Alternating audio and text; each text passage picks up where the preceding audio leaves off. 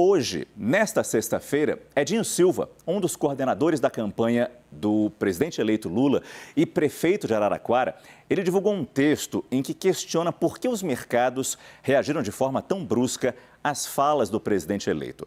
Nessa nota, que está lá no nosso site, você pode lê-la na íntegra, cnnbrasil.com.br, Edinho diz que o mercado não deve sofrer por antecipação e ainda que não há possibilidade de perda das rédeas dos gastos públicos pelo novo governo. O petista ainda escreveu que não se pode omitir o rombo nas contas públicas e que as decisões devem ser construídas com diálogo. Pois bem, para falar sobre esse texto e sobre os possíveis próximos passos do futuro governo, nós conversamos então com Edinho Silva, que nos dá a honra de participar deste comecinho do nosso CNN Prime Time. Prefeito, boa noite, muito obrigado pela sua participação. Está muito claro o chamado ao centro nesse trabalho todo de transição, né? A exposição de Geraldo Alckmin, os nomes de André Lara Rezende, Pércio Arida, no grupo de trabalho da economia. E depois do discurso de ontem de Lula, depois que a gente ouviu o peso de cada palavra, eu pergunto para o senhor, Lula está sendo pressionado pelo PT? Pelas aberturas, pelas concessões que foram feitas nessa transição para trazer mais para a esquerda esse trabalho todo? Está havendo pressão do partido em cima do presidente eleito, o prefeito? Boa noite. Boa noite, Márcio. Boa noite ao Yuri, à Raquel, também ao Felipe e à Thaís. É uma imensa alegria estar participando aqui com vocês. Também meus cumprimentos aos assinantes da CNN. Olha, Márcio, é impossível esse cenário existir, porque o presidente Lula não é o tipo de liderança política que se deixa influenciar ou se deixa pressionar. Quem estava ontem em Brasília, no momento da sua fala, pôde vivenciar um momento de extrema emoção do presidente Lula. Foi uma fala ali emocionada, carregada de emoção, onde quando ele mostra a sua indignação diante do cenário da fome, a volta da fome às famílias brasileiras. E esse tema, o tema da exclusão social, o tema da vulnerabilidade, é um tema que toca profundo ao presidente Lula, pela sua capacidade de empatia, com essa empatia histórica que ele construiu com o povo brasileiro. Então, foi uma fala muito contextualizada num ambiente carregado de emoção. Eu penso que nós temos, por isso que hoje eu me empenhei muito para que a gente jogasse um pouco de racionalidade sobre aquilo que o mercado reivindicava como motivo para gerar instabilidade, né, e gerar todo aquele ambiente vivenciado no dia de ontem. Eu procurei demonstrar que é inegável que existe um déficit e que esse déficit, inclusive, ele já foi precificado pelo mercado. O mercado precificou todo o déficit gerado pelo governo Bolsonaro, inclusive, que é inegável que teve, né, um estímulo à gastança em nome de se ganhar as eleições. Ou seja, as burras foram abertas, né, o tesouro foi escancarado para que se despejasse só no período eleitoral 21 bilhões, né, com o intuito de influenciar a opinião pública, com o intuito de influenciar o voto. Então, o mercado já sabia que tinha um déficit. E quando a transição, né, numa conta rasa, até eu digo isso hoje, é uma conta rasa, porque as informações estão sendo levantadas, daquilo que já foi gasto, daquilo que já foi empenhado e daquilo que já foi comprometido, nós estamos falando de um déficit de mais de 100 bilhões de reais. Então, se o mercado tinha esse conhecimento, se o mercado sabia que tinha um rombo nas contas públicas, quando a transição escancara e tenta oficializar esse déficit gerado pelo atual governo, né? Quando a transição, inclusive, procura abrir margem orçamentária para que a gente possa não permitir a descontinuidade de programas existentes e a possibilidade do governo ter iniciativas para que a gente possa retomar, né, minimamente o crescimento econômico, se gera todo aquele ambiente de ontem, que é onde eu digo, Márcio, o mercado está sofrendo por antecipação num cenário que não existirá. O fato de se constatar o déficit, o fato de se tornar esse déficit legal diante do orçamento de 23, portanto, com transparência máxima, isso é motivo para gerar instabilidade? Eu penso que não. É motivo para gerar estabilidade, porque nós estamos, de forma transparente, demonstrando aquilo que o governo vai enfrentar em 23 e, claro, né, essa transparência não significa, e esse cenário jamais vai existir, né, de nós temos um governo liderado pelo presidente Lula que perca o controle ou que perca as rédeas do gasto público. Não, nós queremos enfrentar a fome, nós queremos enfrentar a vulnerabilidade, nós queremos combater a exclusão social, nós queremos ter políticas de crescimento econômico, mas tudo isso fazendo gestão no modelo que o presidente Lula governou de 2003 a 2008, com muita responsabilidade e muita racionalidade. Prefeito, deixa eu colocar os nossos analistas para perguntarem também para o senhor. Começo com Basília Rodrigues, que fala de Brasília. Oi, Basília, boa noite. Prazer ter você com a gente aqui no nosso Prime Time. Oi, boa noite. Obrigada, Márcio, aos seus espectadores aí do Prime Time. Olha, eu vim esse horário só para fazer perguntas ao Edinho Silva, com quem eu conversei ontem à noite na saída do CCBB, o Centro Cultural do Banco do Brasil, que está abrigando o governo de transição. Edinho, o senhor que já foi ministro de governo do PT, hoje prefeito, o senhor cumpre um papel, é a sua função de defender o governo nesse trabalho de autoproteção também, de quem está dentro do comboio do presidente, quem está vindo aí para governar o Brasil pelos próximos 4 anos. Mas é difícil acreditar que nada mude nas ideias do novo governo depois desse barulho no mercado, né? Eu entendo as suas explicações, mas eu gostaria que o senhor explicasse ao público do Prime Time o que mudou, então, depois que vocês receberam essa puxada de orelha. O senhor acha que isso acabará antecipando o anúncio das pessoas que farão parte da equipe econômica do governo Lula? Ou isso irá, pelo menos, motivar aí uma mudança de tom do presidente eleito, um tipo de cautela em suas palavras? Nada muda? Nada muda depois dessa reação do mercado? Olha, Basília, primeiro, uma alegria imensa estar aqui dialogando com você, né, te reencontrando aqui no ar. Ontem nós conversamos, agora publicamente. Perfeito. Olha, foi um pouco o que nós conversamos ontem e que eu vou dizer aqui publicamente. Eu penso, repito, o presidente Lula fez um discurso no dia 30/10, logo após a conclusão do resultado eleitoral, que o TSE o reconheceu como presidente eleito. O presidente Lula fez um discurso histórico, um discurso onde ele sinalizou, ele tem um mantra que ele repete a todo momento: o Brasil, para crescer economicamente, tem que ter credibilidade, o Brasil tem que ter estabilidade e previsibilidade.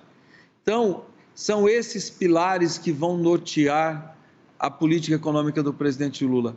O que eu disse, Basília, hoje, que eu quero reforçar, é que em vez de nós estarmos debatendo, né, se o déficit vai ser de 100, se vai ser de 170, se vai ser de 200, nós deveríamos estar debatendo como funcionam as grandes potências econômicas do planeta, né? Nós deveríamos estar debatendo como que nós vamos lastrear esse déficit no PIB, quanto que nós vamos estimular o crescimento econômico para que o PIB lastreie o déficit e esse déficit seja colocado dentro do orçamento ao longo do tempo, como é feito em qualquer economia do planeta, né? Nós vivenciamos durante a pandemia, né, a Alemanha sendo muito mais heterodoxa do que aquilo que nós estamos propondo de pôr para dentro do orçamento um déficit ou de estimular um déficit que será colocado para dentro do orçamento. Nós vivenciamos na Alemanha, nos Estados Unidos, nas principais economias do planeta, pegando só duas aqui como exemplo, a expansão da base monetária. E nós não estamos vendo nenhuma economia que expandiu a base monetária ir à bancarrota, né? Portanto, quando você se encontra diante de uma dificuldade, é a que o Brasil está vivendo, de uma transição de governo, né, de uma recessão grave uma recessão internacional saindo de uma pandemia, de uma insegurança gerada pela possibilidade de expansão de uma guerra no coração da Europa.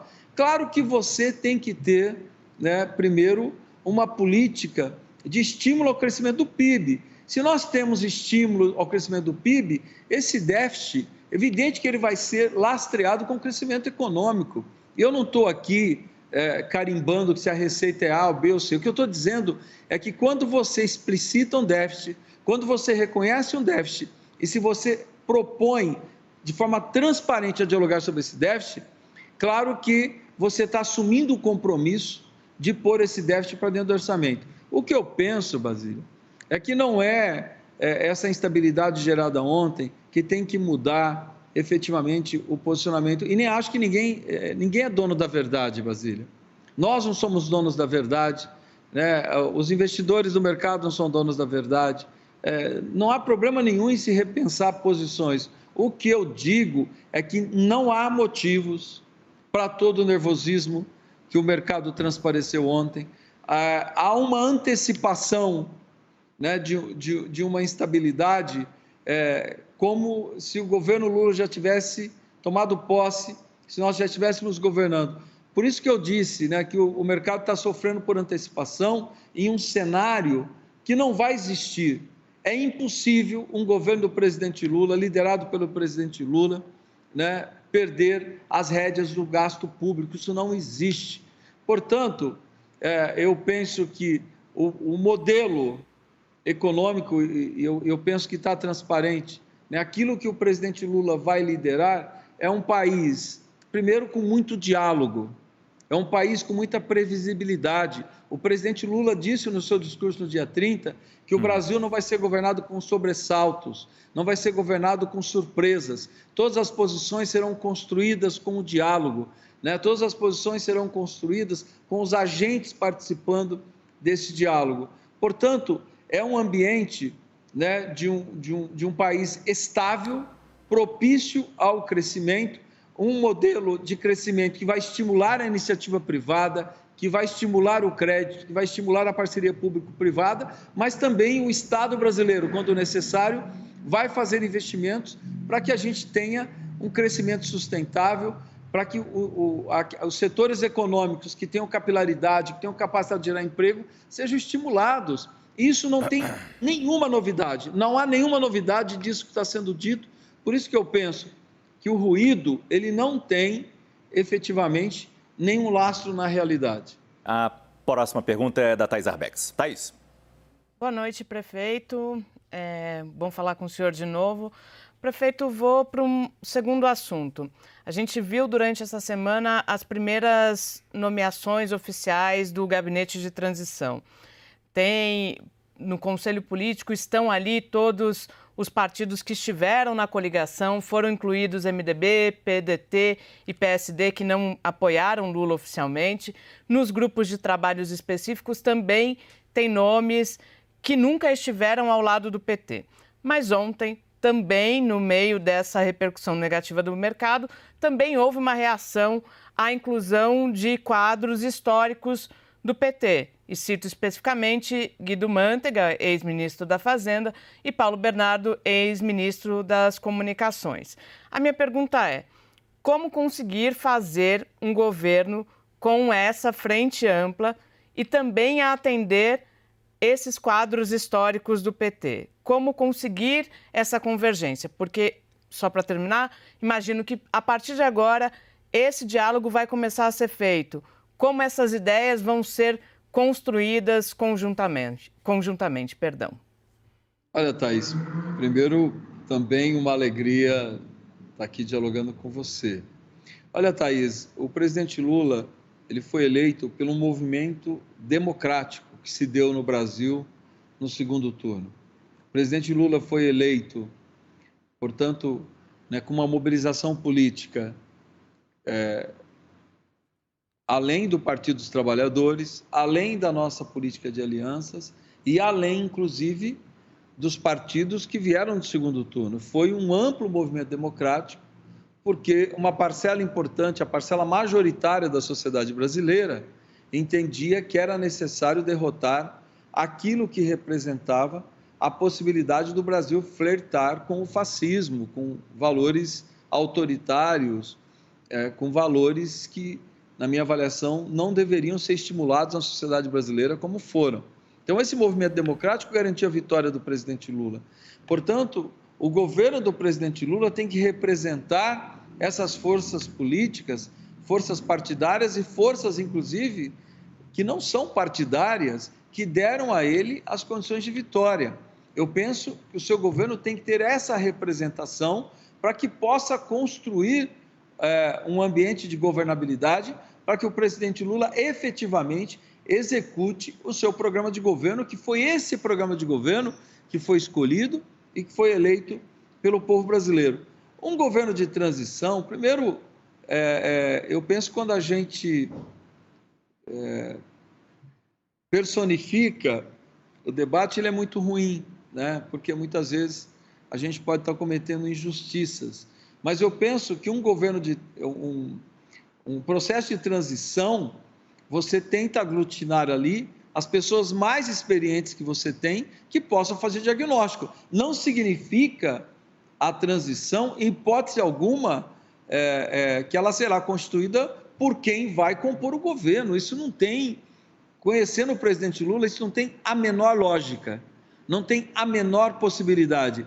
O presidente Lula vai construir o seu governo, vai escolher o seu ministério, né, raciocinando em cima daquilo que ele precisa, primeiro, consolidar como base parlamentar, como base social, e depois aquilo, e tão importante quanto, as lideranças que ele precisa para que execute o seu programa de governo. Então, na transição, você tem quadros valorosos, quadros experientes, que estão ajudando a fazer diagnóstico, pessoas com facilidade, inclusive, de elaboração de diagnóstico, mas não significa que quem está na transição estará no próximo governo do presidente Lula. Prefeito, eu acho que a gente tem tempo ainda. Temos a Raquel Landim para fazer pergunta e o Uripita também. Começa com você, Raquel. Edinho, boa noite. Raquel aqui falando. Edinho, vou voltar na questão do déficit, que você insiste, você falou na sua nota e você insistiu nas respostas ao Márcio e à Basília. Nós sabemos que, findas essas receitas extraordinárias, o governo Jair Bolsonaro deixa, sim, um déficit previsto para o ano que vem. E você defende que esse déficit é um déficit administrável que deve ser utilizado para estimular crescimento econômico, inclusive até com expansão de moeda, que é algo que gera inflação. Não, eu não defendi isso, Raquel, desculpa. Só um minutinho, Edinho. Eu não defendi isso, Eu acho que, deixa eu pegar aqui na sua nota, estabelecer um déficit calculado, administrável, sim, em um momento difícil da base monetária em um momento de vida brasileira. Bem, perdão, eu achei que tinha ouvido você falar isso, mas concluindo a pergunta. Não. Quando você diz que qual é o erro em si, estabelecer um déficit, como fizeram outras economias grandes do mundo para estimular crescimento econômico, isso vai contra o que o presidente Lula disse durante a campanha, que ele foi um presidente que garantiu superávites primário. Ninguém espera do governo Lula que garanta um déficit já neste próximo ano, diante da situação das contas. Mas a minha pergunta, então, é o seguinte, e quando vem o plano para o Brasil voltar a ter superávit? Olha, Raquel, primeiro, também é uma alegria estar aqui dialogando com você, né, por todo o respeito que eu tenho pelo seu trabalho. O que eu disse, Raquel, eu jamais disse aqui que eu defendo que o governo priorize a expansão da base monetária. O que eu dei como exemplo é que a economia norte-americana fez isso na pandemia, a economia alemã fez isso na pandemia.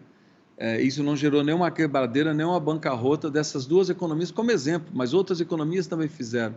Porque o que eu estou tentando mostrar é que nós temos que fazer uma inversão da racionalidade, né? Ou tentando estabelecer uma racionalidade que inverta o debate. Por que essas economias... Por que $1 trilhão de déficit público nos Estados Unidos não é problema? Porque tem lastro no PIB. Então, nós deveríamos estar debatendo o que o governo presidente Lula vai estabelecer de políticas públicas para que a gente tenha um crescimento sustentável do PIB. Portanto, se nós tivermos um crescimento sustentável do PIB, esse déficit ele pode ser paulatinamente incorporado ao orçamento. Eu penso, Raquel, e você que conhece economia, creio que até muito mais do que eu, você estabelecer no primeiro ano do governo do presidente Lula pegando um rombo orçamentário. Né? E por que nós estamos falando de uma PEC? Primeiro, porque tem um rombo que não foi gerado pelo presidente Lula. Por isso que eu digo que o mercado já precificou. O mercado precificou porque o mercado sabia que, para tentar se reeleger, o governo Bolsonaro provocou um rombo nas contas públicas. O que nós estamos dialogando com o Congresso Nacional existe um rombo, existem programas que não podem sofrer descontinuidade, programas de famílias em vulnerabilidade, de famílias em insegurança alimentar. Nós vamos permitir que esses programas sejam interrompidos? Não, então nós temos que pôr para dentro esse déficit, né, ter autorização legislativa para que esse déficit exista, porque ele não foi criado por nós. Não, o que eu estou dizendo... Adinho, a pergunta que eu fiz não é para este ano, é para frente. Para frente, Raquel, se você pegar todas as economias do planeta, quando você estabelece um déficit racional, que é o que nós estamos fazendo, esse déficit é um déficit necessário, ele é necessário. Por que ele é necessário? Porque ele existe e não foi gerado por nós. Segundo, por que ele é necessário? Para não ter descontinuidade de programas. E terceiro, porque se tiver margem para que a gente possa, por meio de políticas públicas, estimular setores da economia que sejam capazes de gerar emprego, eu penso que isso é favorável, isso é benéfico, porque o estímulo econômico vai gerar impacto no crescimento do PIB. E se o PIB tiver um crescimento sustentável, esse déficit é colocado para dentro do orçamento de forma administrável, de forma tranquila, sem gerar ruídos nos mercados. É isso que eu penso.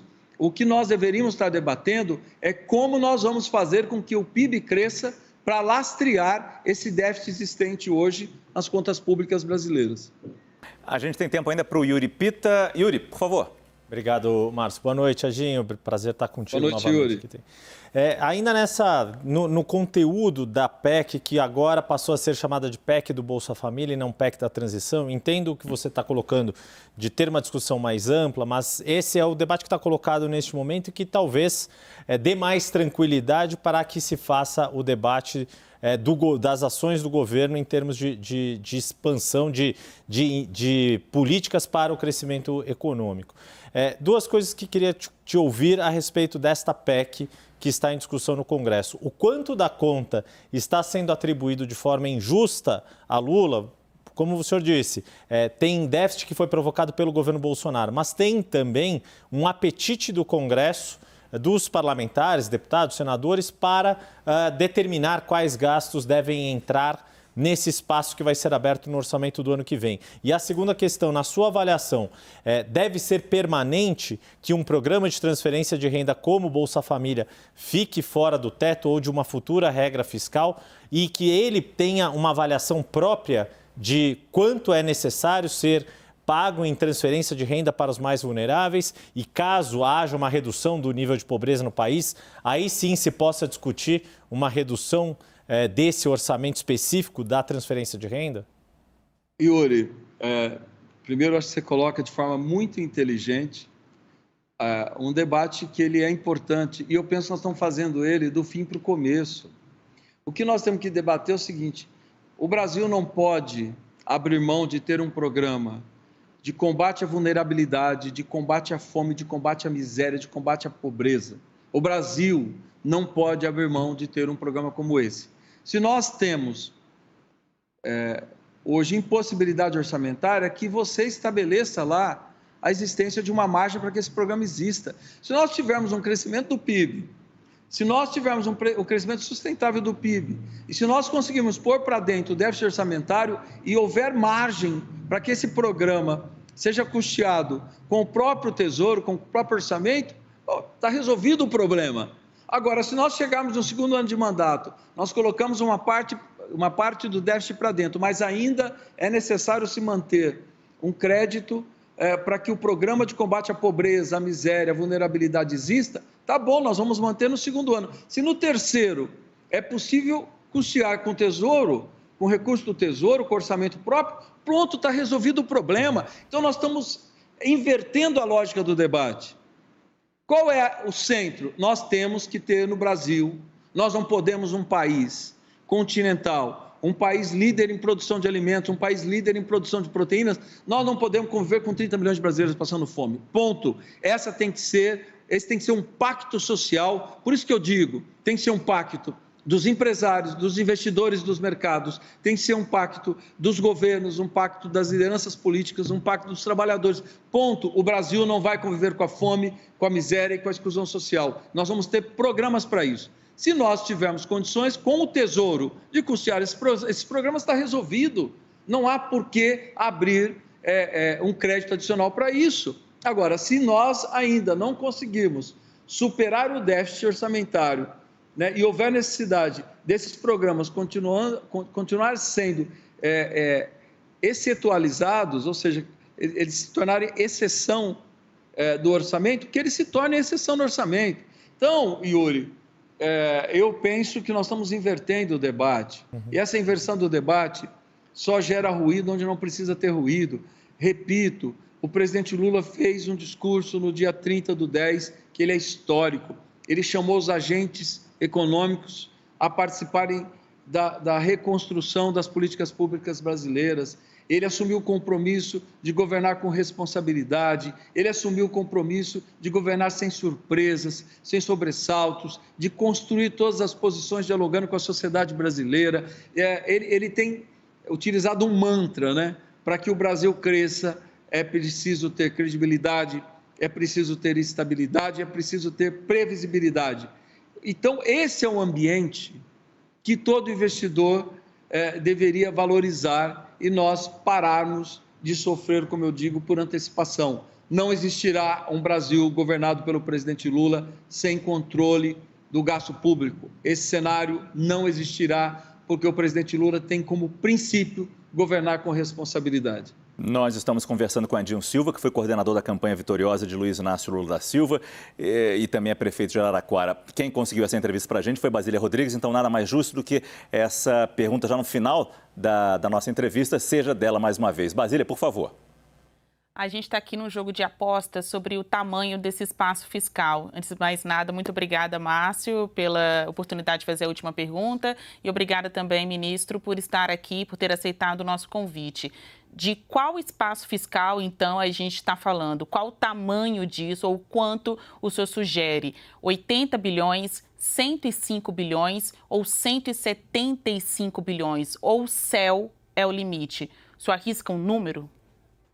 Olha, eu vou responder de forma bem direta. O céu não é o limite e esse número vai ser definido pela equipe de transição que está trabalhando na área econômica. Nós estamos falando dos maiores economistas do país, juntos, olhando os números, olhando os dados, tentando construir, né, uma política racional para que a gente tenha um crescimento econômico sustentável. Certamente eles vão achar o número necessário, nem mais, nem menos, o número necessário para que a gente não tenha descontinuidade de programas, para que a gente não tenha famílias em vulnerabilidade, passando fome, passando necessidade, vivenciando uma situação pior do que nós estamos vivendo.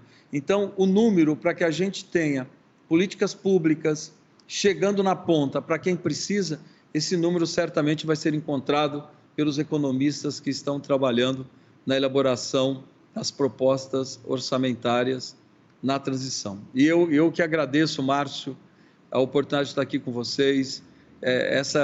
Por coincidência, Márcio, você pôs aí uma bancada de pessoas que eu tenho o maior carinho, de jornalistas, de analistas, que eu tenho o maior carinho e muito respeito pelo trabalho que executam. Então, muito obrigado, Márcio, para nesse teu horário eu estar dialogando com esses quadros, né, do jornalismo brasileiro que a CNN aglutinou. Muito obrigado. O senhor tem carinho, eu tenho orgulho.